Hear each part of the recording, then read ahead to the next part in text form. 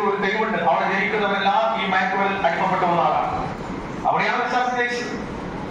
അവന്റെ അമ്മ കുഞ്ഞുപ്രായത്തിൽ അവൻ വളർത്തിയത് ഐസ്ക്രീം ഉന്തുവണ്ടിയിൽ കൊണ്ടുപോയി, ഈ പറയുന്ന ബീച്ചിലും റോഡിലൊക്കെ ഉന്തുവണ്ടിയിൽ ഐസ്ക്രീം കൊണ്ടുപോയിട്ടാണ് കിട്ടുന്ന വരുമാനം കൊണ്ടാണ് കുടുംബം പോറ്റിയത്.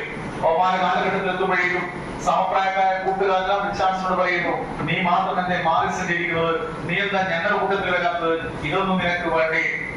അപ്പോൾ വിശ്വാസം പറഞ്ഞ മറുപടി എന്താണെന്നറിയാം, എനിക്കൊരു ലക്ഷ്യമുണ്ട്, നിങ്ങൾ എന്നെ വിളിക്കണ്ട, നിങ്ങൾ എന്നെ വിളിക്കണ്ട, എനിക്കൊരു ലക്ഷ്യമുണ്ട്. വീണ്ടും തമാശ രൂപയുടെ ചിരിച്ചുകൊണ്ട് പറഞ്ഞ വിശ്വാസനോട്, എന്താണ് എന്റെ ലക്ഷ്യം, ഒന്ന് പറഞ്ഞതാ. അപ്പൊ വിശ്വാസം പറഞ്ഞത്, എന്തെങ്കിലും മഞ്ഞ ജേഴ്സി അണിഞ്ഞ് ബ്രസീലിന്റെ ദേശീയ ഫുട്ബോൾ ടീമിൽ ഒരിക്കലെങ്കിലും എനിക്ക് കളിക്കണം.